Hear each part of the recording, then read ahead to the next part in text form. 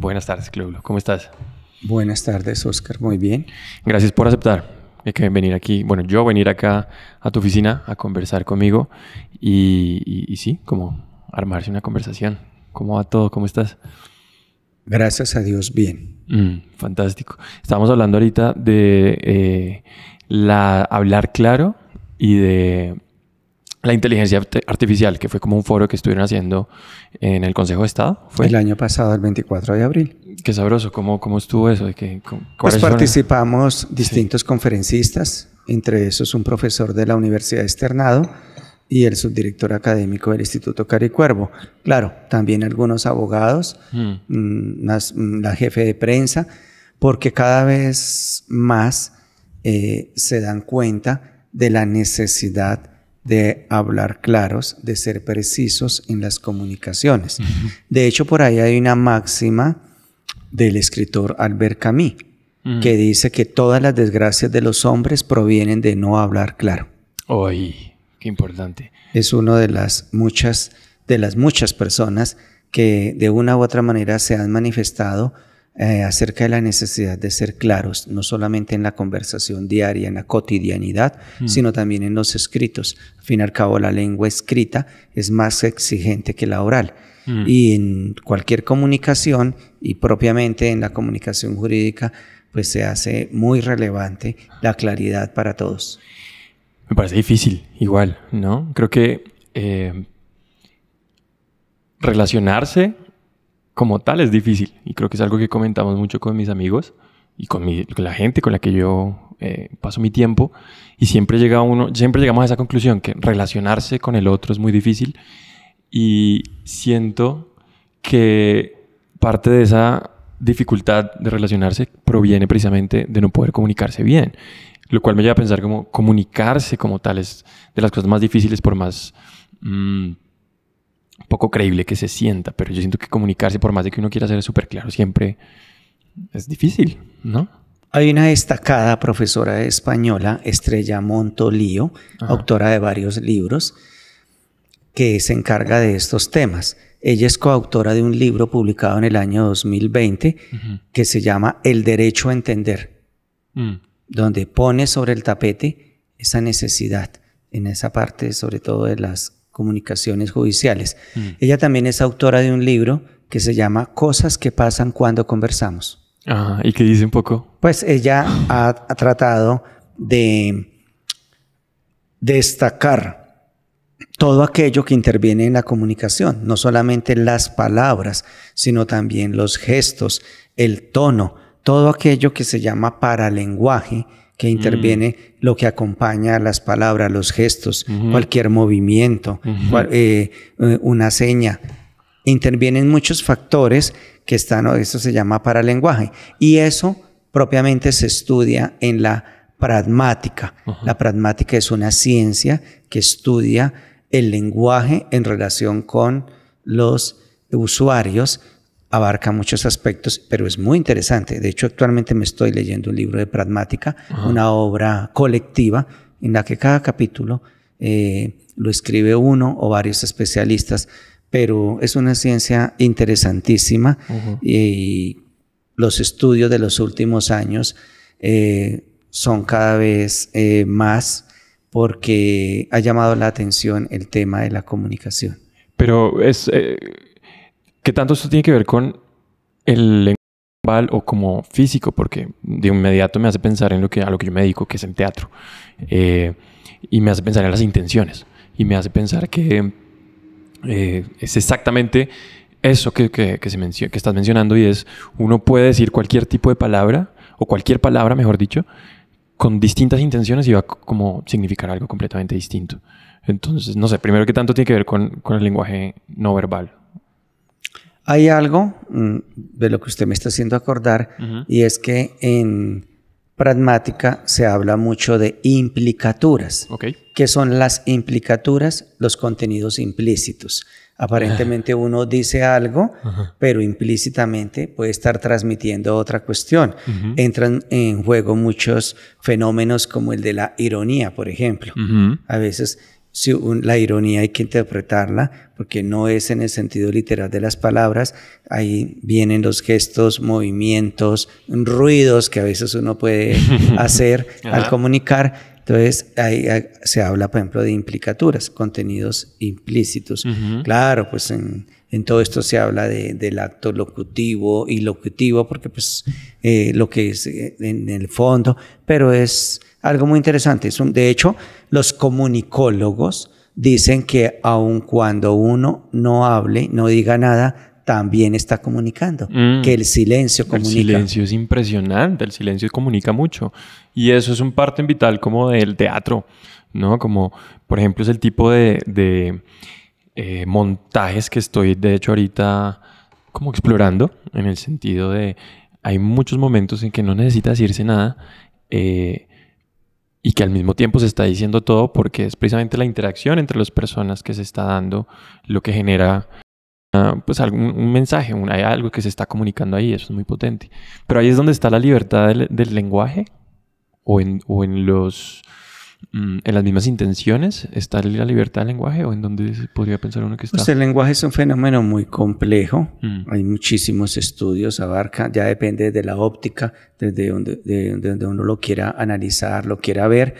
Y sí, obviamente pues en la libertad de expresión, la libertad del lenguaje, y hay muchas formas de poder transmitir conocimiento, pero también intenciones, como usted decía hace un momento. Bueno, sí. Pero hablemos más de ese foro. ¿Qué más pasó allí?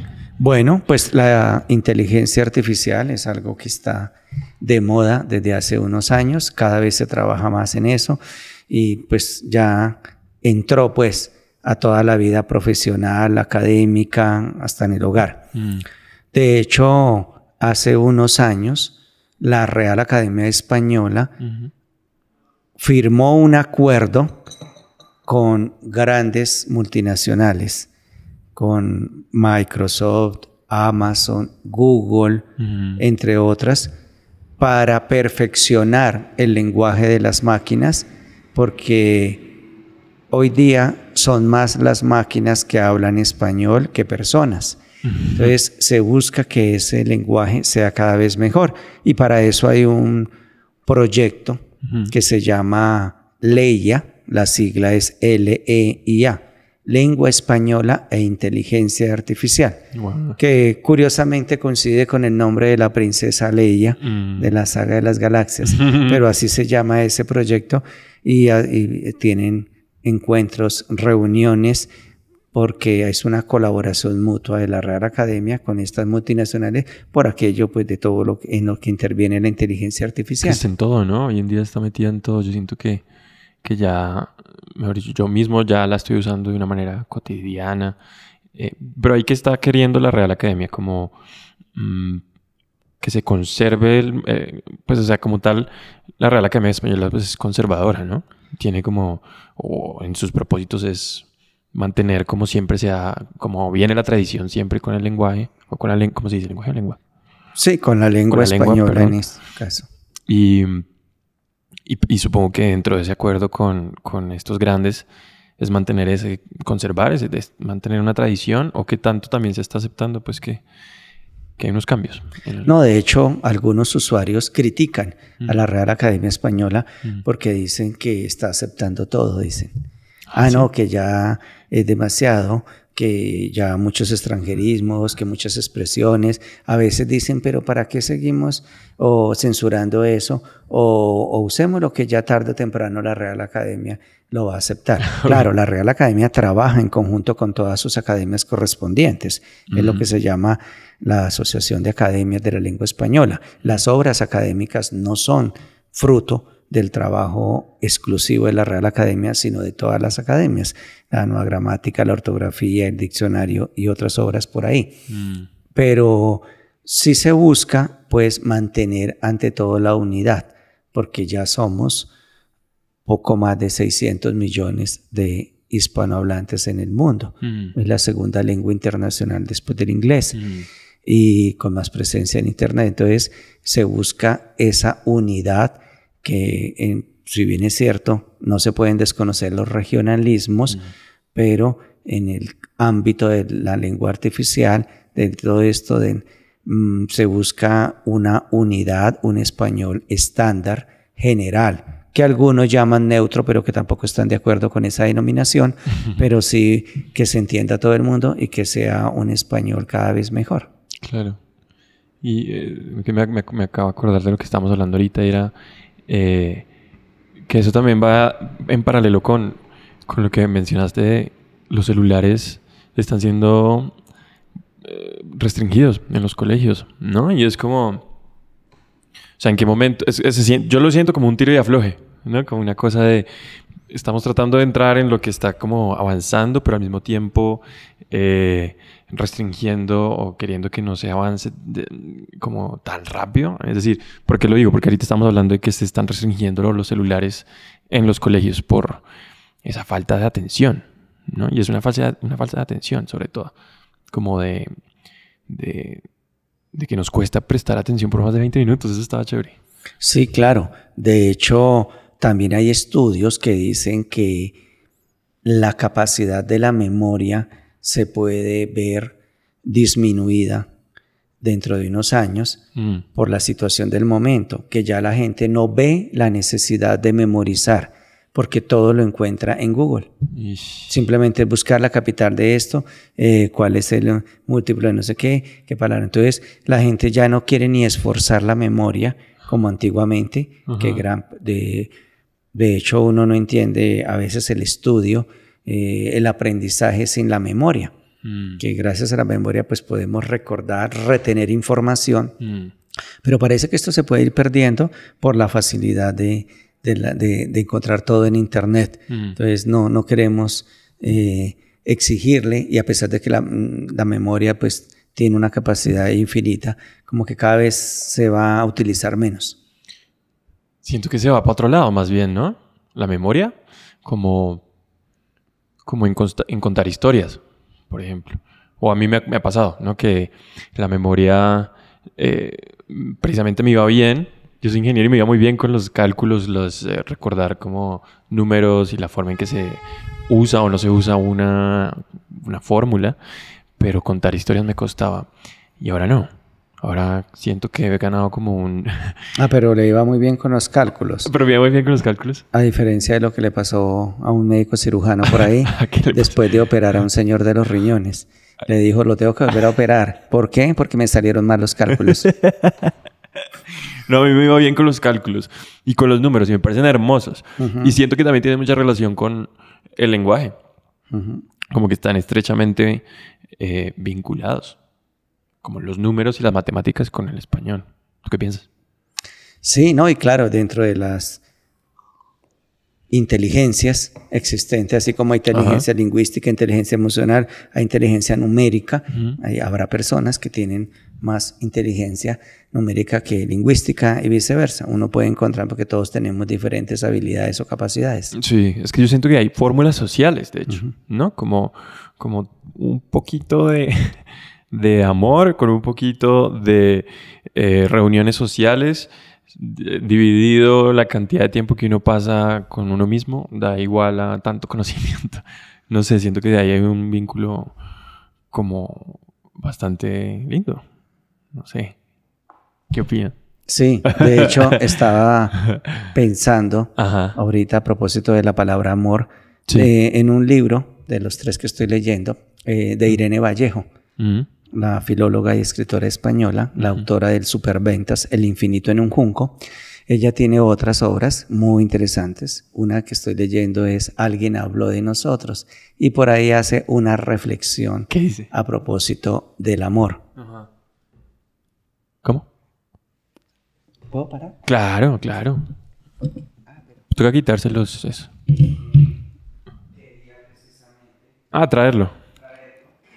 Surgió así, aquí está. Ajá. Sí. Igual a mí me gustan las cosas como se van dando. Sí, en esta obra, que es una compilación de artículos publicados en diferentes diarios españoles, a propósito del amor, ella dice que amar es desear y desear es carecer de algo. El amor empieza con la obsesión por lo que nos falta. De hecho, en nuestro idioma, las palabras cariño y carencia están emparentadas. El verbo cariñar, antes español y ahora solo aragonés, significa echar de menos. ¿Cariñar es echar de menos? Sí. Uf. Y aparece en el diccionario de la lengua española, pero tiene esa marca geográfica de Aragón. Es un aragonesismo, pues. Pero claro, y ella hace toda una reflexión partiendo de gran filósofo Platón, y para terminar diciendo que el amor consiste en convencerse de que alguien nos hace mucha falta y de que su ausencia nos devora.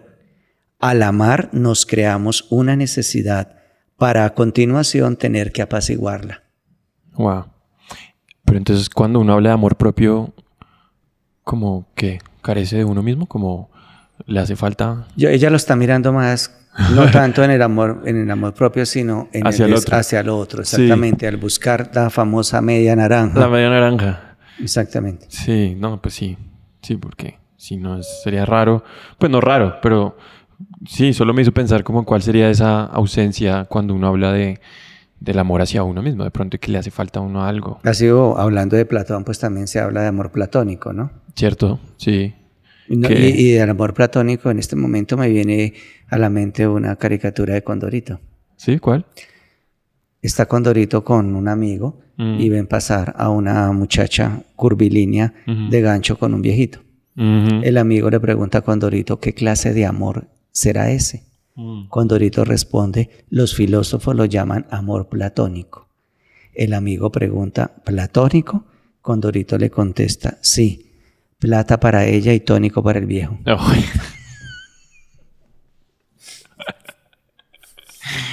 Güey, pucha, no me acordaba. Qué bonito Condorito. Me encantaba. Yo lo alcancé a leer mucho. Me lo prestaba mucho, me lo rotaban mi abuelita. Y yo alcancé a tener como una colección de estos chistes. Y es que eran chistes, ¿no? Eran como pequeñas anécdotas todas esas tiras cómicas. De hecho, yo alguna vez recorté una relacionada con puntuación y la tengo guardada en un libro. ¿Ah, sí? Sí, en que una señora le está preguntando a Condorito, que está de médico, doctor, ¿y cómo sigue mi marido? Él le responde, le dije que la cosa iba mal. Ella dice, ¿sí? Dijo, sí. Primero entró en coma. Y ahora está en puntos suspensivos.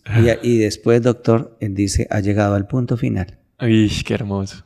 Entonces, esos juegos a mí me encantan esos juegos de palabras, todos relacionados pues con el idioma. Y Condorito, Mafalda también tenía muchas. Claro. A mí me encantaba Mafalda y hay mucha caricatura relacionada con juegos de palabras. Claro, pues ese era el chiste. Ese era antes o siempre ha sido eso, ¿no? Cómo uno juega.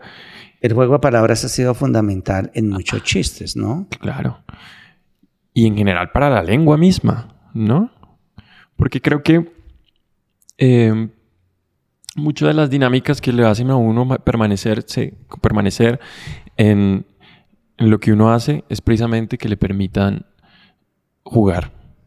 Y esa es una pregunta que me nace. Y no es como cómo juega uno con la lengua. Sí, de hecho, el año pasado se publicó un libro. Ya lo leí, me encantó. Ya lo leí. Se llama Ríete de la lengua. La lengua española contada en 500 chistes.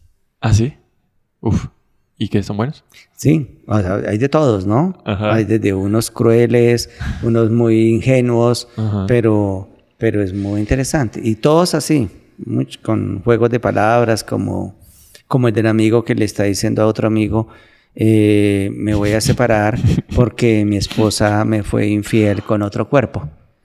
El amigo le dice, hombre, pero ¿va a echar por la borda tantos años de matrimonio por una simple aventura? El otro le contesta, es que fue con el cuerpo de bomberos.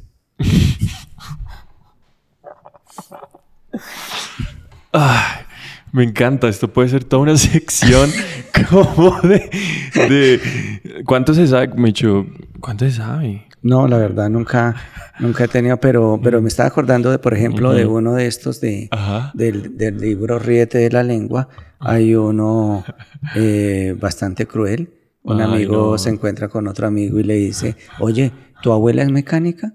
El otro le dice asombrado, ¿no? ¿Por qué? Ajá. Dice, es que acabo de pasar por la avenida y la vi debajo de un camión. Ay, no.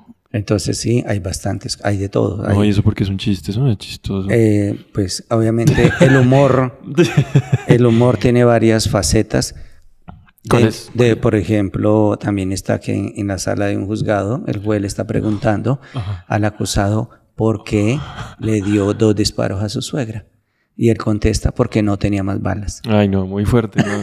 ¿Cuáles son esas facetas del humor que menciona? Porque me parecen muy fuertes. Sí, claro, pues a ¿Cuáles? veces uno dice dentro de los chistes. De hecho, el humor y la ironía Ujú. van de la mano. El humor y la ironía van de la mano. En este libro de pragmática que precisamente mencionaba hace un momento, Ujú. voy en el capítulo de la comunicación en la era digital. Ok. Pero antes de ese, Toca que hables aquí en el micrófono, Cleo. antes de ese estaba humor e ironía. Ujú. Porque el humor es todo y nada, dice Leonor Ruiz de la Universidad de Alicante, la autora de este capítulo. Ujú. El humor se usa para hacer reír, ayuda a esbozar una sonrisa, pero también sirve para afianzar lazos con otros seres humanos, Ujú. incluso para criticarlos, para afrontar problemas y con bastante frecuencia Ujú. se relaciona con el llamado sentido del humor. Ujú. Y bueno, la ironía es a veces... Pero a mí me gusta la ironía. ujú. Sí, perdón, interrumpí. ¿Qué ibas a Sí, decir? no, y yo a veces también soy irónico. Ajá. A veces me gusta en son de broma, hago juegos de palabras. Y Sí. el sábado, por ejemplo, en una reunión que estábamos un grupo de amigos, Ajá. surgió el tema de que a veces uno puede halagar a una persona. Él decía, no, ¿cuántas veces a una reunión llega una amiga y uno le dice cómo está de bonita, que te queda muy bien ese vestido, te luce en los aretes, te queda muy bien el peinado? Pero entonces dice, a veces se puede confundir y hasta qué punto, decía él mismo, está uno elogiando o lo pueden tomar como un piropo. Ujú. Entonces, El piropo es porque el piropo tiene este... sí, él decía mal que en sentido, algunas o como- ocasiones se podría creer, decía él, Ujú. que uno de pronto le está escoqueteando y más que elogiarle Ajá. y que alabarla. Quien lo estaba diciendo es una persona gorda, es un hombre obeso, Ok. pero lo estaba diciendo él. Y entonces terminó diciendo, por eso la línea entre la alabanza, el elogio y la coquetería es una línea muy delgada, dijo él. Y enseguida le dije yo, pero no era la suya. Ay. Enseguida pues eso soltaron toda la carcajada. Pero eso es porque uno lo puede hacer entre amigos. Sí, claro, porque somos amigos, somos cercanos, estábamos en un grupo y él mismo le dio risa. Pues exactamente lo que dice... ¿cómo se llamaba la...? La autora, La autora de- la profesora de la Universidad de Alicante, De Alicante. la autora de este capítulo sobre humor, Leonor Ruiz, Leonor Ruiz. que uno para criticar, para afrontar problemas. Pero porque uno puede afianzar las relaciones Sí, con las personas que, ves, sí, como con los cercanos a uno, desde el humor. ¿Y será que tiene que ver con eso? Con que uno puede, de alguna manera, ofender con cariño a una persona con la que uno que tiene pues que desconfianza de eso, ¿qué será? sí, se necesita tener mucha confianza como para hacer una broma, digámoslo, que para algunos dirán, no, esto es como una broma, o a veces, es más, a él yo ya le he hecho otro tipo de bromas. Me Un imagino. día él pertenece al coro de la iglesia y entonces en algún momento se demoró en salir y me dijo, ay, qué pena la demora, pero es que como estoy en el coro, estábamos en un ensayo. Y alguien preguntó, ¿y es que a usted le gusta cantar? Dijo, sí, a mí siempre me ha gustado cantar. Y enseguida le dije yo, pero canta mejor en la fiscalía. Entonces él mismo se soltó la carcajada y me dice molestando, pero eso no fue un cumplido. Qué lindo, qué lindo. Yo a veces Ajá. también me burlo de mí. Yo reconozco que mi voz no es para nada... ¿Qué tiene su voz? para cantar, por ejemplo, que no. Todos podemos cantar, Claudio. Pero yo digo que canto mejor en el baño y Ajá. que también suelo decir que yo canto bien, pero se me oye mal. Pero yo sí creo que todos podemos... Yo tenía un profesor de canto cuando empecé a estudiar actuación Y me pareció muy bonito que él lo postulara de esa manera, como no se trata de que haya unas personas que tengan el talento del canto, sino es una cosa de afinar. Y más bien cualquiera de nosotros puede afinar y ahí cualquiera que sea tu voz va a cantar bien. Porque es una cosa de registro, de mantener como la tonalidad o el tono. Pero todos podemos cantar bien. Y en el baño se canta mejor, sí, porque hay una resonancia más linda. O más, no sé, lo hace sonar a uno chévere, pero... Y dentro de la fraseología popular está el famoso dicho que el que canta sus males espanta. Entonces, por ese lado tiene su aspecto positivo, claro. Así uno tenga una voz de tarro. Y hablando del talento, me estaba acordando en este momento, no sé si habrá oído, el chiste de la mamá que le preguntaba al niño, papito, ¿tú qué quieres ser cuando grande? El niño le contestó, mami, yo quiero ser adivino. Ella asombrada dijo, ¿qué? Y el niño volvió a decir, yo quiero ser adivino. Y la mamá asustada y enojada le dijo, ¿cómo? Venga para acá. Y el niño le dijo, no mamá, porque tú me vas a pegar. Ella dijo, este chino tiene talento. Pero, Cleulo, ¿uno puede soñar con eso? ¿Uno puede soñar con ser adivino? Pues uno puede soñar. A mí a veces me sucede, bueno, suele uno hablar de que a veces hay sintonía, otros dicen que es telepatía, pero a mí me sucede con mucha frecuencia. Yo pienso en alguna persona y ese día la persona me llama, me la encuentro en la calle o a veces y yo digo, wow. Pero hay gente que pues cree mucho en la telepatía. Pues no es como, digamos, lo comprobado científicamente. No, pero ¿cómo comprueba uno eso? Sí, exactamente. Pero yo muchas veces me asombro de eso, de que a veces me levanto pensando en algo o en alguien y ese día sale la cuestión. Ay, qué espectáculo. Cleulo, ¿tú crees en la telepatía? Yo siento la telepatía y sí creo en la telepatía. Así no se puede, verdad, comprobar científicamente. Son de esos fenómenos paranormales. Pues lo llamamos paranormal a todo lo que no podemos comprobar científicamente, pero sí. Cada vez yo lo siento más normal. Es más, alguna vez me hacía el comentario una periodista ya pensionada. Ella trataba temas esotéricos. A ella le gustaba mucho esa parte del esoterismo, medicina alternativa, horóscopos, signos zodiacales, toda esa parte. Y ella en alguna ocasión yo decía, mire que muchas veces me pasa esto, que yo me levanto pensando en alguien, esa persona me llama o me la encuentro, o estoy pensando en un tema y cojo un libro y ahí encontré el tema por accidente. Ella me contestó con una frase muy bonita que me gustó y se me grabó. Eso significa que estás en armonía con el mundo.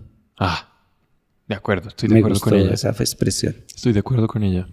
Y bueno, es que no quiero dejar una pregunta que se me pasó ahorita. Pues no se me pasó, solo me nació y todavía me sigue como generando inquietud. Me siguen haciendo. ¿Me siguen haciendo? ¿Se dice así? ¿Me siguen haciendo? Como dice que le nació, bueno, pues dije yo. Me siguen haciendo. Que me siguen haciendo, sí. Por favor. Bueno, que me siguen haciendo y es... ¿Cuál ha sido tu amor platónico? ¿Cuál es tu amor platónico? ¿Cuál fue tu amor platónico? Pues quizá cuando niño, ya cuando crecí, pues desapareció ese amor platónico, pero quizá cuando niño, mi amor platónico fue Linda Carter, porque me encantaba ver La Mujer Maravilla. ¿Sí? Y me parece una mujer espectacular, divina, un rostro precioso. Aún con sus años sigue siendo una mujer muy bonita. ¿Todavía está viva? Sí, claro, Linda Carter está viva. De hecho, ella participó en la película que protagonizó Gal Gadot hace unos años de La Mujer Maravilla. Ella está en un cameo ahí. ¿Hizo un cameo? No tenía ni idea. ¿No tenía ni idea? Qué lindo. ¿Y ese era el amor platónico? Yo cuando era niño, porque yo crecí viendo las aventuras de La Mujer Maravilla. Eso fue lo otro que me acordé también y fue como cuando nos encontramos allí en un café, la vez que te conté de hacer esto. Siento que hay muchas referencias de televisión que salieron allá solo con charlar un par de minutos y que era como... ¿Cuál fue? ¿Cómo se llamaba? Un programa que era como cocinando con... ¿No? Que está cocinando D'Artagnan. Ese. Que fue con el periodista ya desaparecido D'Artagnan. ¿Qué tanta televisión? Él entrevistaba a una persona mientras preparaba algún plato. Eso está genial. A mí me agradaba ese formato. Sí. Muchas veces lo vi. ¿Qué tanta televisión veías? Cleo? Bueno, pero es que ese programa es de hace unos años, no era de niño. Ah, ok. De niño, si vamos a hablar de un programa de cocina, era, por ejemplo, Saúl en la olla. Ahí sí, que era de Saúl García, que también fue presentador y eso. Él tenía un programa netamente de cocina, pero el formato que tenía el periodista D'Artagnan hace unos 15, 20 años más o menos, era eso, de entrevistar a una persona mientras se preparaba un alimento. Ok. Algún plato así en especial. Me parecía pues una entrevista muy amena, muy distendida, agradable. Sí. De acuerdo, me llamaba la atención. Me llamaba la atención porque salió ese día. Y fue porque yo te comenté que tenía este ritual con mi hermano de comer mientras veíamos un podcast que nos gusta. ¿Qué rituales tienes tú? ¿A la hora de comer? En general, pues, diarios. Mi principal ritual es la lectura. Sí, todos los días, sí. Todos los días. Yo leo 3 libros simultáneamente. Uno en la casa por las noches, uno que lo cargo en la maleta y otro que en la oficina. ¿Pero por qué? Porque yo también hacía lo mismo. Hola. Bienvenida. Ay, qué rico. ¿Usted quiere otra? ¿Yo puedo pedir otra? ¿Puedo pedir un tintico? Ay, muchas gracias. Muy amable. Agüita. Esto es té. ¿Este? Es té negro. Ahí lo vi. Creo que los puede empezar a identificar. Ajá. Y hablando de cocina, pues también se presta a veces para eso, ¿no? Gran timing, ¿qué? Que pronto el esposo le dice a la esposa, pásame una cebolla cabezona, ¿no? O ella le dice, aquí está el tomate chonto. Entonces pues, se puede prestar ese juego de palabras. Ajá. Pero ahorita estamos hablando de algo mi ritual, la lectura. Pero la pregunta era ¿por qué 3 libros al tiempo? Porque yo entiendo que uno puede hacerlo y yo también lo hago. He perdido bastante mi lectura, como mi cotidianidad en la lectura, sí, así. Bueno, no importa. El hábito. Mi hábito de lectura, pero me acuerdo siempre estar leyendo, queriendo leer por lo menos más de 2 cosas al tiempo, por el simple hecho de poder conectar lo que estoy leyendo, ¿no? Como, no sé si te ocurre, pero... Yo relaciono cada libro con un espacio. En mi caso, pues por las noches, cuando estoy en el apartamento, voy leyendo un libro ahí. Yo debo cargar un libro en la maleta mientras espero el bus. Porque pues la verdad nunca me interesó aprender a manejar un carro. Fueron de esas habilidades con las que mi Dios no me envió a este mundo. Nunca me interesó aprender a manejar. Entonces mientras espero el bus voy leyendo. Y aquí en la oficina, entre llamada y llamada, consulta y consulta por WhatsApp, por correo electrónico, bueno, también recibo grupos de estudiantes. En algún momentico, así sea una página, media página, voy, mira, hace años le escuché decir a Daniel Samper y me apropié de estas palabras. Le escuché decir a Daniel Samper Pizano, yo ya me sé esta. Que si no tengo un libro en las manos, siento que me estoy perdiendo tiempo. ¿Pero qué tiene de malo perder el tiempo? Pues tradicionalmente hay un dicho que dice que el tiempo perdido los santos lo lloran. Es un dicho tradicional. Y alguna vez decía un gran santo por ahí que el tiempo no nos pertenece y habremos de dar estricta cuenta de él. Además, independientemente, dejando la parte espiritual religiosa, siento que si hay tanto que aprender, hay tanto que leer, ahí sí como decía por ahí, le atribuyen esa frase a Ramón Menéndez Pidán, qué lástima morirme habiendo tanto que leer. No, imagínate. Y por eso Jorge Luis Borges dijo palabras más, palabras menos, que para él siempre creía que lo más parecido a al paraíso era una biblioteca. El aprendizaje, la curiosidad. Nunca se termina de conocer, ¿no? Ese es mi punto. Yo creo que... Nunca. Ese era mi punto. Era como... Si yo puedo hacer una afirmación en este momento es que, Cleóbulo, tú te vas a morir y no vas a poder aprender absolutamente todo. Desde luego. Entonces uno, ¿por qué se pone todavía o sea, porque uno insiste en conocerlo todo? Pues yo no insistiré en conocerlo todo, sino en conocer cada vez más y mejor la lengua española. Okay. Claro, yo también hago lectura de textos espirituales, de santos, de la Biblia, reflexiones bíblicas, porque me encanta alimentar mi vida espiritual. Pero como trabajo aquí en la academia y sobre mis conferencias, mis clases son sobre el idioma, pues trato de ahondar cada vez más en ese tema. Obvio, claro. No, yo entiendo perfectamente eso. Sin embargo, era por la idea de perder el tiempo, que creo que también está bien, ¿no? Por lo menos es algo que yo siento que me ha empezado a gustar cada vez más. Hay una cosa que le llaman el FOMO, no sé si lo has escuchado.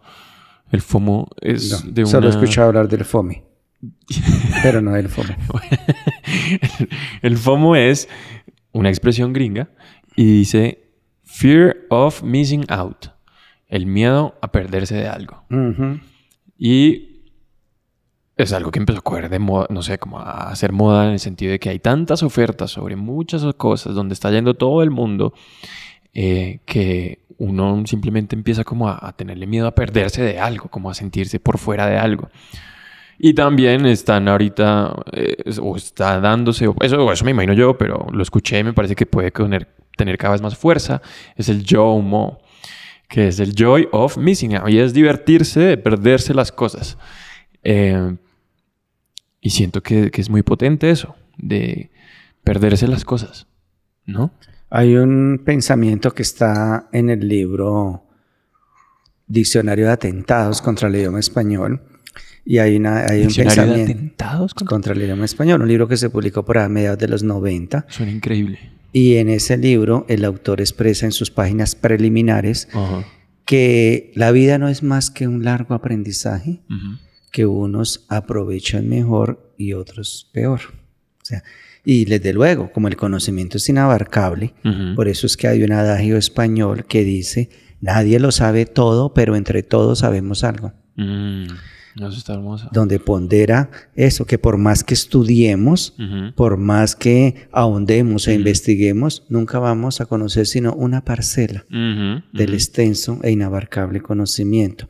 Sin embargo, me siento satisfecho de poder aprovechar al máximo el tiempo, de poder aprender cada vez más, de recordar otras cosas, porque pues a medida que se va aprendiendo, quizá también se van olvidando otras cosas, o esos temas sobre los que uno no trata o de pronto no escribe, de pronto uno dice, ay, sé que alguna vez leí eso, está en tal libro, hay una palabra para eso, en fin, pero es fascinante el conocimiento. Desde niño, gracias a Dios, he tenido el hábito de la lectura. En esos casos me identifico como la monja que todos los días va a las 4 de la mañana al gimnasio porque tiene el hábito, ¿no? Entonces, yo tengo el hábito de la lectura y desde niño... Me encanta cogerlos. Yo creo que no he cogido uno de todos los chistes que se ha echado, pero me encanta poder entenderlos. Pero porque dice que en algún momento cree que no entiende o se distrae y no puede entender el chiste, ¿o qué? Sí, no. ¿Sí? No, porque no creo que me he mantenido atento. Bueno, pensé que era que por un momento se distraía. Dije, no quiero que le vaya a pasar lo de un perro que tenía mi abuelita, que era tan distraído que no pueda comer concentrado. Me encanta. Y hablando de chistes de doble sentido, no sé si se acordará. Vea, gran voz. De ese chiste de doble sentido de la pulga tan borracha que cayó de la perra. Creo que me gustan los chistes de doble sentido. A mí me gustaban esos chistes desde niño. Cuando empecé a oír este tipo de chistes. Sí. De nuevo, el juego de palabras. El juego. Estos días precisamente leí por ahí en un meme, un chiste, los memes. Un chiste que me gustó. ¿Fan o no? De un par de compadres borrachos que iban por la calle. Y el uno le dijo al otro, compadre, la señora de la casa de la esquina me confunde con Dios. El otro dijo, ¿qué va, compadre? No hable bobadas. Dijo, sí, compadre, me confunde con Dios. Y se lo voy a comprobar. Llegó a la casa y golpeó la puerta. Al momentico abrió la puerta la señora y dijo, Dios mío, ¿usted otra vez? Eso está bueno. Eso está muy bueno. ¿Qué opina de los memes? Hay unos muy graciosos. Hay unos muy buenos. Ingeniosos. Hay uno, por ejemplo, que me gustó mucho, hablando de la precisión del lenguaje. Sí. Dice de un sacerdote que era ornitólogo. ¿Qué es? Perdón. No, perdón. La ornitología es la parte de la zoología que estudia las aves. Ya, sí, Entonces claro. él era aficionado a eso y era ornitólogo y tenía 12 pájaros en la casa cural. Ajá. Y los tenía acostumbrados a abrir la jaula por la mañana y ellos volvían por la tarde. Ujú. Y un día no regresaron sino 11. Ujú. Faltó uno de los 12. Ujú. Entonces, en la misa del siguiente domingo, él preguntó, no sé si lo habrá oído, No. ¿no? Él preguntó a toda la asamblea, Ajá. ¿alguien tiene un pájaro? Y enseguida se pusieron de pie todos los hombres. Él enseguida dijo, disculpen, no me he hecho entender. Ujú. ¿Alguien ha visto un pájaro? Y se pusieron de Las pie todas mujeres. las mujeres. Ujú. Y dijo, perdón, pero no me están entendiendo. Quiero decir, ¿alguien ha visto mi pájaro? Y se pusieron de pie todas las monjas. De hecho, lo compartí con algunos sacerdotes amigos, que ¿Sí? les dio risa y uno de ellos dijo no, y totalmente de acuerdo. Por una sola palabra que uno diga y que no cuadre en el contexto, pues obviamente se puede dar un malentendido. Los malentendidos. ¿Son los mismos errores? Los malentendidos los son malentendidos- interpretaciones obviamente erróneas, a veces descontextualizadas. El contexto es fundamental en la comunicación. Y cuando digo comunicación es tanto oral como escrita. De hecho, se dice que el contexto es como esa atmósfera mágica que lo resuelve todo. Ajá. El contexto sí. El contexto es... Impresionante. Entonces, a veces, cuando a alguien lo han malinterpretado, Ujú. se puede excusar diciendo, no, me descontextualizaron, me sacaron de contexto. En fin, el contexto es fundamental en la comunicación. Y sí, muchas veces, a veces si uno no está conectado, empapado, inmerso en el contexto, se puede dar un malentendido o malentendidos, que a propósito Sí. la gente suele decir malos entendidos, que es un error. Es Lo un error. correcto es malentendidos. Pero hay algunos filósofos que dicen que el error, en el error está la libertad del hombre. ¿Qué opina de eso? Sí, obviamente Y los errar es malentendidos. humano, ¿no? Exacto. El famoso axioma errar es humano. Ujú. Es propio del hombre equivocarse. Ajá. El único ser que no se equivoca es Dios. De lo contrario, todos nos equivocamos y hay que aprender de los errores, pues obviamente también. Hay una libertad, sí. Ellos son como la escuela, ¿no? La escuela de la vida, los errores que Exacto. hacen Exacto. que si caemos, pues nos podamos levantar otra vez y continuar. Pero pues es típico del ser humano equivocarse. Es típico. Sí. Pero el contexto me parece increíble, me parece increíble. Yo, para contarle un poquito también, hago improvisación teatral, hacia la comedia. Y por eso me fascina que esto esté teniendo muchos chistes. Pero yo hago improvisación teatral hacia la comedia. Y esa es la herramienta, para mí, la más poderosa. Y veo que le gustan En la tanto la comedia como la comida. Sí. ¿Y por la comida por qué? Ah, no, pues porque ahorita hablaba de la charla con su hermano, que las come. Me gusta Y tanto la hablando comida. de error, precisamente, en otra No, página, pero póngame atención, yo le estaba contando. Bueno, haga, suéltalo. Irene Vallejo habla de los errores y extravíos. ¿Ah, sí? Generalmente A ver. nos asusta fallar. Ajá. Al borde del error sentimos vértigo. Reconocer que nos hemos equivocado despierta vergüenza y remordimiento. Y sigue una reflexión. Ajá. El filósofo griego Aristóteles consideraba el error un suceso mental interesante y valioso que no debería paralizarnos. Ujú. Y termina diciendo que la palabra error significa en latín desvío, merodeo, y evoca la idea de abandonar la ruta directa, de caminar con paso errante.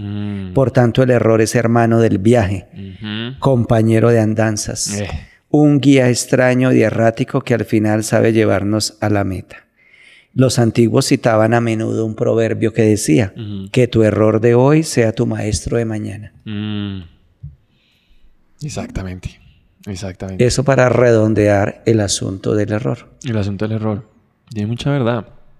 O por lo menos estoy muy de acuerdo con ella. Estoy muy de acuerdo con ella. Me gusta el error, me gusta equivocarme, me gusta que traiga vergüenza. Porque también siento que que la vergüenza es algo a lo que le tememos. Y que también hay mucha libertad en la vergüenza. Incluso la vergüenza ajena. Sí. Sentir una Sobre vergüenza todo ajena. la vergüenza ajena. Que para eso hay una palabra en el español ¿Cuál? europeo muy coloquial, alipori. ¿Y significa vergüenza? Vergüenza ajena. Está en el diccionario ya académico y en otros diccionarios de uso, pero es una palabra del español coloquial, familiar o conversacional, como se le quiera llamar, de España. Alipori, vergüenza ajena. ¿Alipori? Sentir alipori es sentir vergüenza ajena. Uf. Creo que así se va a llamar este capítulo. Alipori. Ah, pensé que iba a decir tributo al aliporismo. Tributo al aliporismo. Vea. Pero yo estaba contando que el contexto es la herramienta fundamental para mí de poder generar comedia. Porque precisamente cuando descontextualizas algo, haces que eso se vuelva algo completamente raro o... Siga. Por favor, sí, me encanta esta dinámica. Siga. Siento que se vuelve algo raro. O no siento. Ocurre eso. Es como objetivamente, o como uno lo puede observar, no sé si está tangible, pero uno puede observar, puede leer humor comestible. Y lo que estoy diciendo es, cuando se descontextualiza, algo pasa a ser bizarro o no, como raro dentro de lo que se estaba entendiendo como normal. Y ahí sale la comedia. Y luego solo es como exponenciarlo. Es casi una fórmula. Por eso digo que hay fórmula para la comedia. Cleóbulo. Y es que precisamente me estaba acordando de ese otro artículo de Irene Vallejo ¿Lo y leo? por eso molesté lo Ajá. de comedia y comida. Ok. Humor comestible. La risa fluye mejor desde un estómago lleno. El humor hace mejores migas con la saciedad que con el hambre. Por eso el humor, por eso el comer tiene un lugar tan importante en la comedia desde tiempos de Gargantúa y Pantagruel, o incluso antes. En una obra de teatro del griego Aristófanes, los personajes protagonistas formulan su lista de deseos. Amor, panes de cebada, honor, pasteles, poder, salchichas, un cargo de general y puré de lentejas. Pues esto está buenísimo. Los grandes expertos en guisos y salsas se convirtieron en objeto de deseo y también en diana del humor. Los griegos se divertían caricaturizando las pretensiones científicas de sus cocineros, acusándolos de vender humo y aire.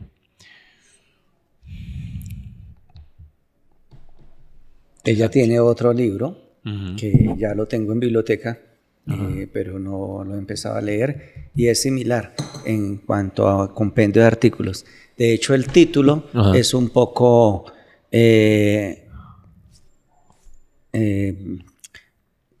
hay un medio oxímoron, por decirlo, porque es un poco contradictorio, ¿no? Uh-huh. El título del siguiente libro es El futuro recordado.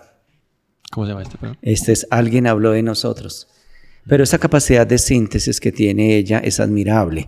Poder conjugar la antigüedad clásica, los usos de la época clásica, romana, griega, en fin, y todo eso, y tratar traer a la actualidad esas situaciones, combinar, jugar con el momento actual con eso, y esa combinación que tiene me parece admirable, y esa capacidad de síntesis.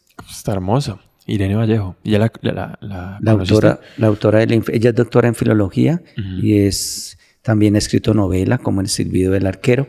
El año pasado tuve el honor de conocerla aquí. ¿Sí? Porque la hicieron miembro correspondiente extranjera de la Academia Colombiana de la Lengua. Genial. De hecho, hay una foto de ella con otros académicos en la página de nuestra academia. Ah, ok.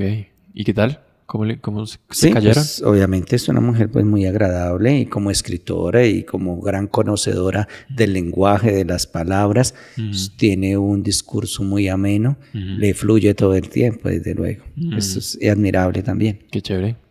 ¿Alguna vez ha ido a España, Cleo? No. ¿Le gustaría ir a España? De pronto, en algún momento, quizá, tal vez, de pronto. A lo mejor. A lo mejor, sí, uno no sabe. Me parece muy interesante la dinámica que tienes acá. Ahorita que estaba como armando todo el set y la cosa y la vaina. Es curioso, ¿no? Como hay un celular institucional y hay un celular personal, y el institucional entiendo que es como recibir todo el tiempo preguntas. sobre Sí, claro. Esta la oficina lengua? de información y divulgación, ¿Cómo funciona antiguamente se llamaba Oficina de Prensa y Relaciones Públicas. Ok. En esta oficina se han resuelto por tradición todas las consultas idiomáticas. Durante décadas el servicio mayoritario era por teléfono fijo. Y después ¿Cómo era la cosa? Uno llamaba a un teléfono fijo y preguntaba cualquier tipo de consulta idiomática. También, obviamente, por correo electrónico desde hace muchísimos años. Antiguamente fax. Cuando yo entré aquí hace casi 27 años, respondí muchas consultas por fax y otras, obviamente, por carta, que en correo postal tradicional. Hoy día, pues, todo se maneja por correo electrónico y a raíz de que se acabaron las líneas fijas, en la academia, en general, ¿no? Ya es poco. Entonces, la ETB acabó con todas las líneas de cobre y aquí la academia pues tenía líneas fijas de cobre por la antigüedad. El edificio empezó a funcionar en 1960 y la ETB era la única empresa de teléfonos de la época. Entonces, eran líneas antiguas y la ETB decidió acabar con todas las líneas de cobre. Entonces, ante eso, se compró un celular nada más que para consultas. Entonces, quien quiera llama directamente al teléfono o hace la consulta por WhatsApp. Desde luego, por correo electrónico se siguen absorbiendo dudas. El viernes, una de las 3 consultas que respondí por correo electrónico era de Bulgaria, de una universidad de allá, que ya es como la 3ª vez que ellos consultan, de la Universidad de los Santos Cirilos y Metodio, de una universidad búlgara. Y normalmente ellos preguntan por expresiones colombianas. ¿Los búlgaros? Sí, la universidad está organizando como un coloquio sobre fraseología española y sobre lexicografía y todo eso. Entonces quieren tener muestras de cada país sobre diversas expresiones. Pero sí, todo tipo, muy de vez en cuando viene alguien personalmente a formular su consulta o quiere mirar un libro para tomarle una foto con el celular y tener pues el argumento, el apoyo, porque ya ni fotocopias casi se sacan. Sí, pues todo está pero sí, ese es uno de los servicios que presta la Academia Colombiana, la absolución de todo tipo de consultas. Es espectacular y además la casa como tal es una casa, ¿no? Es un edificio construido expresamente para la academia. Okay. Fue construido a finales de los años 50. De hecho, pues se le debe al sacerdote jesuita Félix Restrepo, que fue rector de la Universidad Javeriana. Él fue el principal fundador del Instituto Caro y Cuervo, fue el fundador de la editorial Voluntad y él tomó la iniciativa de construir este edificio. Empezó a buscar los recursos, empezando por el terreno, que era un terreno baldío, porque la academia, como pudo ver hace un rato una fotografía, tuvo un edificio muy bonito, de estilo francés, ubicado en la carrera 7ª con calle 19, que fue demolido para ampliar la avenida. Entonces, durante décadas, la academia estuvo funcionando en instalaciones de la Biblioteca Nacional. Pero pues el padre Félix veía la necesidad de que la academia tuviera su propio edificio y por eso buscó todos los recursos. Y él falleció en 1965. La cultura colombiana le debe muchísimo a él, puesto que también escribió libros interesantes, como El castellano naciente, El castellano en los clásicos. Era un gran helenista, un gran conocedor de la cultura, la llave del griego. Él es coautor de ese libro, que ha sido un clásico para el estudio del griego. Entonces, fue un gran helenista, un gran conocedor de la cultura griega y latina. Uf. Qué gran época, ¿no? Me hace pensar, porque esa conversación de los orígenes de este edificio las tuvimos antes de empezar y también cuando leí un poco como de qué estaba pasando acá, pues vi que era una época en la que Caro y Cuervo estaban como creando como un montón estaban creando un montón sobre todo, ¿no? Entonces, que yo pensaba que esto se había generado, la academia se había fundado en la casa de Caro, pero no es así. Se fundó el 10 de mayo de 1871 en la casa de José María Vergara y Vergara. Él fue quien tomó la iniciativa de fundar la Academia Colombiana de la Lengua a raíz de que en el año 1870 la Real Academia Española había expedido un decreto por el que autorizaba la creación de academias correspondientes. La Academia Colombiana fue la primera en América. Sí, yo leí esta parte. ¿Y qué tanto tuvo que ver Caro y Cuervo en esto? Claro, pues Miguel Antonio Caro fue uno de los fundadores junto con, porque los 12 primeros miembros de la academia. Ese número 12 era en recuerdo de las 12 chozas cuando se fundó Santa Fe de Bogotá. Y dentro de esos 12 primeros miembros estaba el más grande filólogo de Hispanoamérica, don Rufino José Cuervo. Y de ahí que cuando se fundó el Instituto Caro y Cuervo fue en honor de estos dos grandes filólogos colombianos. Claro, siempre se habla de una triada de filólogos colombianos. A ellos dos se les sumó después Marco Fidel Suárez. Ok. Y él es el que está en la estatua. No Marco Fidel, sino Caro. Miguel Antonio Caro, la estatua que está a la entrada, la estatua sedente. Pero dentro de los bustos que hay en el vestíbulo de la academia está el de don... ¿Ahí están los 12? No están los 12. Hay varios personajes de la vida política y nacional, literaria. Entre eso está Rafael Pombo, está Ezequiel Uricochea, que también fue un gran lingüista colombiano. Y desde luego ahí vamos a encontrar en los bustos a Rufino José Cuervo, a Marco Fidel Suárez. ¿Y qué tanto la gente puede venir a conocer eso? La academia tiene las puertas abiertas de lunes a viernes, de 8 a 12 y de 2 a 5. Normalmente vienen grupos de universitarios, sobre todo los relacionados con carreras como la lingüística, la literatura, lenguas modernas, ese tipo de filosofía y letras, ese tipo de carreras que son los más interesados. Claro, pero también no se sabe que hay otro tipo de cosas como el mural que está, eso es que pintado en toda la entrada del edificio. ¿Eso fue hecho por quién? Por Luis Alberto Acuña. Que también tiene este de acá. Y en el Paraninfo, que es el salón principal de la academia, el salón donde se hace la celebración del Día del Idioma y tenemos nuestras grandes celebraciones, que lleva por nombre Félix Restrepo. Ahí también hay otro extenso mural del maestro Acuña, que se llama precisamente Apoteosis de la lengua castellana, las figuras más grandes representativas de la literatura de España y de América. Y el que está a la entrada en el vestíbulo es el castellano imperial, la representación del español en el mundo. ¿Y este? Y este es el friso de la literatura colombiana. Ese está bien bonito. Ahorita lo voy a grabar así como para ponerlo bonito. Pero sí, me gustaría conocer ahorita del otro. ¿Se puede? Eso está bien. Sí. Eso. Qué interesante, qué interesante. Pero bueno, eso fue como por contextualizar un poquito. Qué lindo es recordar, ¿no? Recordar es vivir, ¿no? Recordar es vivir. Ahorita que lo mencionamos, me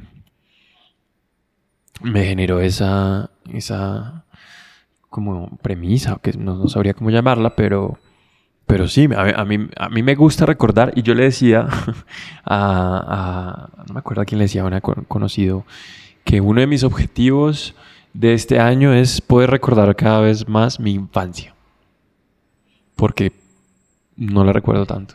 Y porque hay muchas imágenes que pues que me han pasado, no sé. Y creo que es eso mismo, es poder recordar es vivir, ¿no? Como que su merced se acuerda de su infancia completa. Mucho, todo el tiempo. Yo creo que no pasa un día en que yo no recuerde algo de la infancia. ¿En serio? Porque, pues, afortunadamente, crecí en un pueblo pequeño. Viví hasta casi los 13 años allá.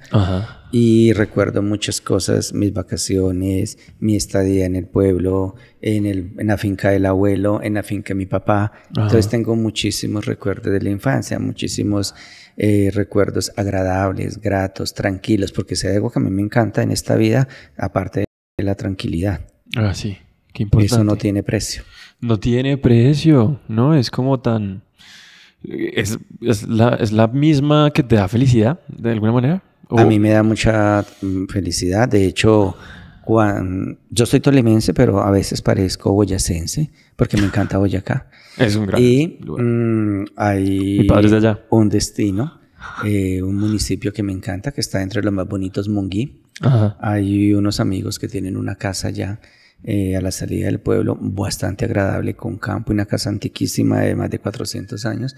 Me encanta ir allá, experimento una paz, una tranquilidad, y tengo muchos sitios donde ir a leer. Y de hecho no quisiera regresar al bullicio de la capital cuando estoy allá. Claro. ¿Ya fue a Turmequé?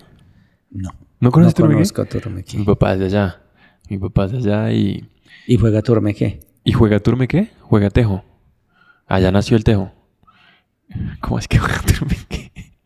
Porque turmeque es un sinónimo de tejo, casi un juego. No el tenía turmeque. ni idea. Por eso digo que juega turmeque. Claro, tiene mucho más sentido. Ujú. Pues él juega, no sé si él juegue, pero se juega mucho. Hay una estatua de un indio Ujú. con un tejo, ¿la reconoce? La he visto. Que invita pues a... Sí, que muestra la belleza de Turmeque, señor. ¿Pausa? Voy a ir al baño. ¿Podemos hacer esa pausa? Es que va a traer un libro.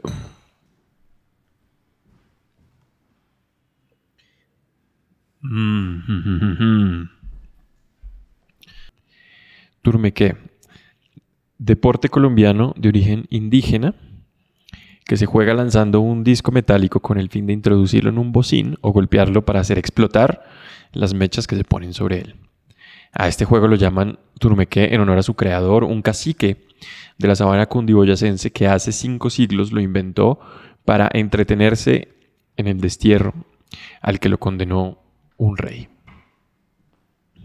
Bueno, eso se la dedico a mi padre. Entonces, ahí sí como que no me entendió el juego de palabras. No, ahí fue que mi cara hizo... Ahí sí. Mi lenguaje no verbal Ujú. hizo como... ¿Qué? Yo dije, a lo mejor me va a decir como Cantinflas. ¿Cómo dice que dijo? ¿Cómo dice que dijo? Cleulo, ¿aquí dónde está el baño? ¿Puedo ir al baño un segundo? ¿Me espera un segundito? ¿Dónde queda? Sí.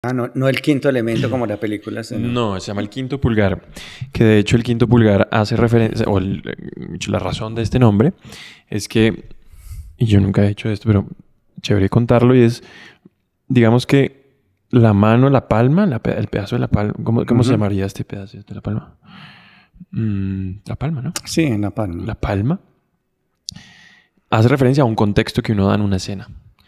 Y el pulgar sería la primera cosa inusual. Entonces se llama el quinto pulgar porque hace referencia a una mala escena. Entonces es como si la segunda, tercera, cuarta y quinta cosa inusual fueran la misma que la primera. Y eso es una mala escena. La segunda cosa inusual tiene que ser más grande que la primera y así. Y la última tiene que ser el botón de salida de esa escena cómica que se estaba generando. Me estaba acordando de 2 cosas cuando usted dijo aquí que eso es una mala escena. Ajá. De un juego de palabras que les decían a los niños en una época, que era una mala nota. Ajá. Y los chinitos pues pensaban en una calificación mala, ¿no? Entonces le decían que no, que una mala nota era la mamá de los malanitos. No. Era un chiste que les decían a los niños. Y ahorita cuando usted dijo que... que cuando usted decía que dictaba clase, también me acordé del caso de una señora que salía muy elegante de su apartamento y se encontró con una vecina. La vecina le preguntó a la señora, uy vecina, ¿para dónde va tan elegante? Y ella le contestó, voy a trabajar. Y vuelve y le pregunta a la vecina, ¿pero por qué tan elegante? Y ella le contestó, porque tengo clase. ¿Cuáles podrían ser esas categorías de humor que uno podría empezar a destilar de eso? Como pues humor tierno. A veces eso fue tierno. Tierno, hay humor blanco, humor negro, ¿no? Eso ¿Y el humor blanco cuál es? ¿Ese cuál es? Pues esos chistes así tan ingenuos lo suelen llamar a veces eso es humor blanco en contraposición al famoso humor negro. Humor negro, sí. ¿Y qué tanto tiene que ver eso con los blancos? Nada que ver, ¿no? No, pero normalmente lo negro lo asocian... Sí, eso está dentro de la parte negra. Hablan de negras intenciones. Sí. Cuando la están viendo negra. Entonces, lo negro lo suelen asociar con lo malo, ¿no? A veces con lo indeseable. ¿Y por qué? ¿Pero por qué? No sabría. Pues eso obviamente es producto de la historia del hombre y de toda la... Y bueno, pues ahorita hablando nuevamente del humor, es que todo el lenguaje, como tenía una sección en un programa radial, una periodista española, todo el lenguaje, porque pues el lenguaje es fundamental. Así la persona haya nacido muda, pues hay un lenguaje de señas. Y de alguna manera tiene que comunicarse y transmitir y es una necesidad básica del ser humano. Sí. La comunicación. Comunicación, esto ya lo he dicho como en 4 capítulos, pero somos seres hipersociales, ¿no? Nos encanta como conocer al otro. Yo creo que esa es la manera también de más que el ser humano mismo, esta energía, no sé, que está probando por muchos lados hacia dónde tiene que coger, ¿no? Y entonces por eso también estamos algunos dedicados como con todo su tiempo a la lengua española. Por ejemplo, hay otros completamente dedicados a ser científicos sociales y químicos y demás, ¿no? Y es como que toda esa esencia humana está intentando por todas las partes posibles llegar a algo, ¿no? No sé si lo siente. ¿Usted a qué está tratando de llegar, Cleo, con el español? Pues esa es una buena pregunta. Porque como nunca voy a terminar de conocer el idioma, de ahí que sea una falacia cuando alguien dice que domina 2, 3, 4, 5 idiomas. Nadie domina ni siquiera la lengua materna. Yo me puedo morir de 100 años y sigo estudiando el idioma. Además de que abarca tantas cosas.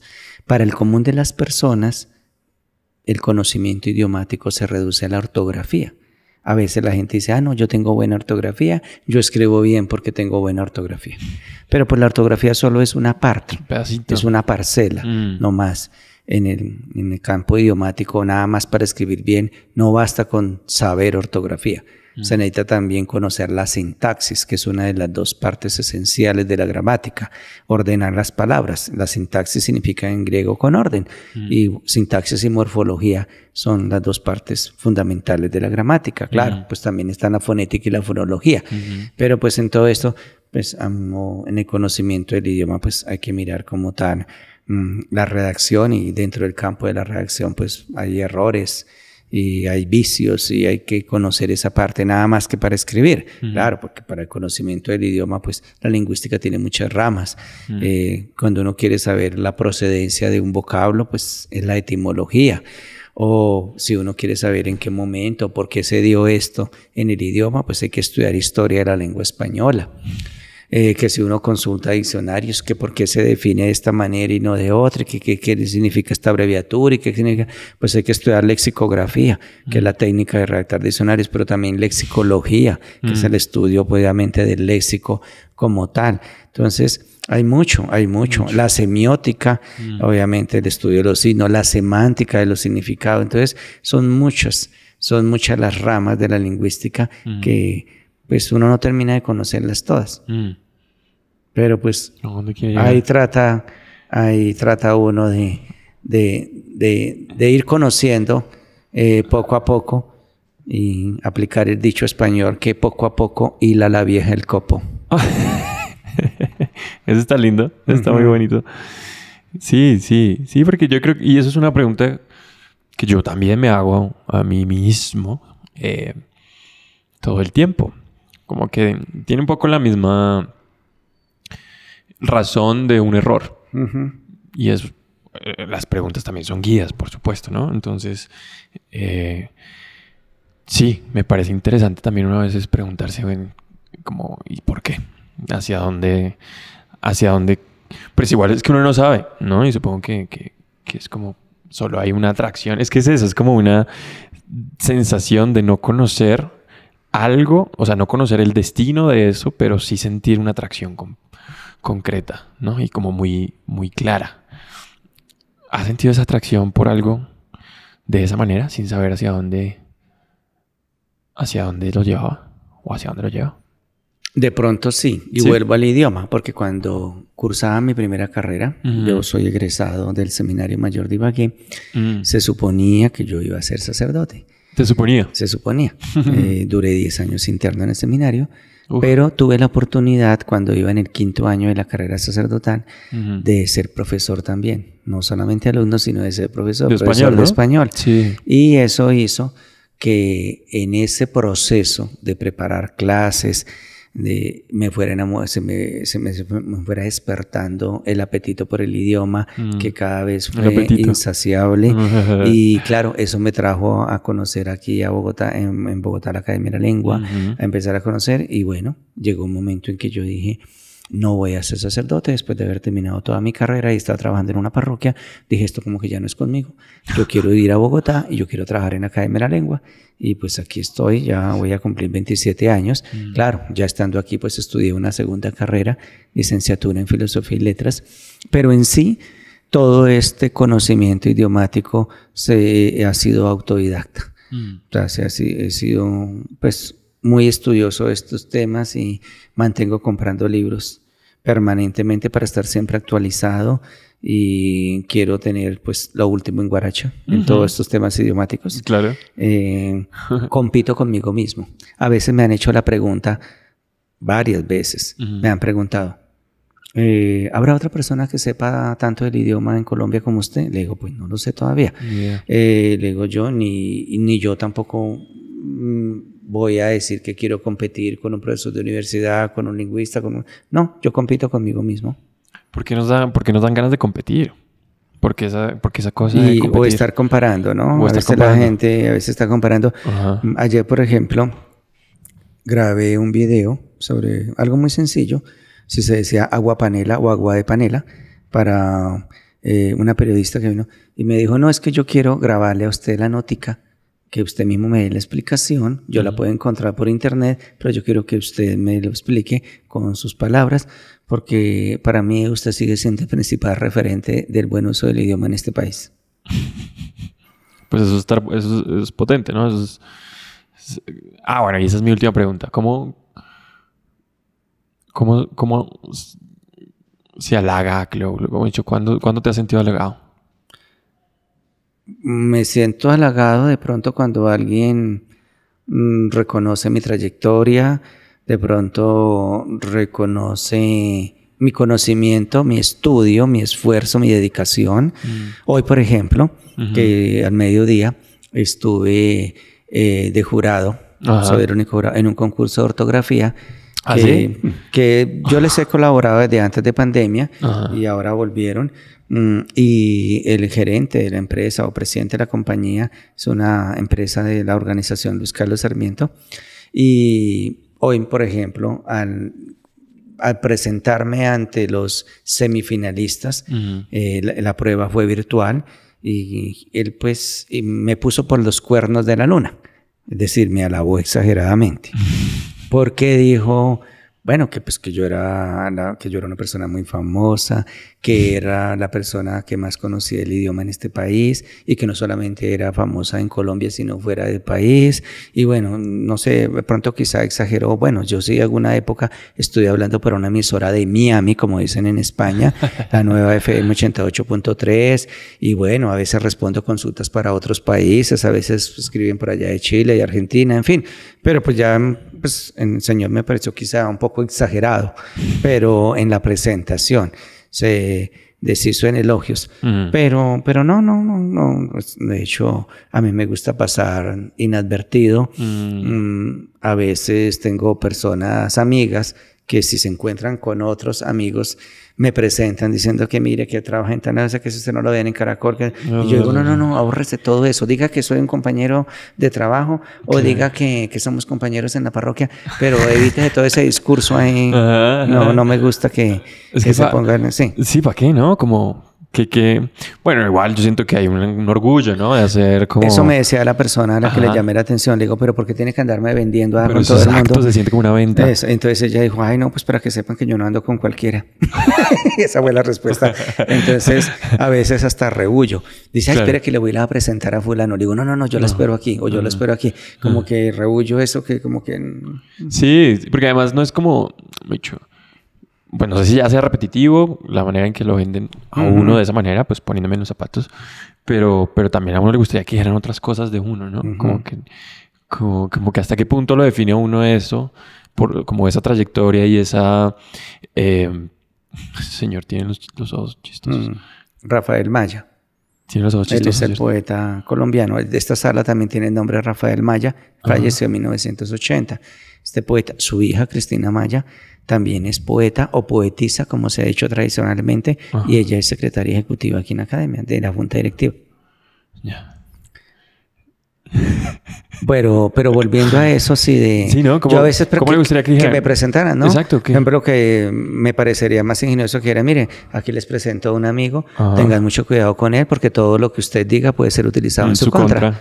Porque precisamente por los juegos de palabras y todo eso, a mí me gusta. Y hay una amiga que es correctora de estilo, ya es una señora mayor, me conoce hace muchos años. Ajá. Ella siempre me ha dicho que yo soy un aprovechado. Ah, sí. Ella dice riéndose, es que usted es un aprovechado. Por eso, porque cojo las palabras y como que las pongo otra vez en contra de ella. Hago juego de palabras, hago chistes, bromas con lo mismo que está diciendo la persona. Pero no es en contra de ellas, es como relacionándose con esa persona precisamente, ¿no?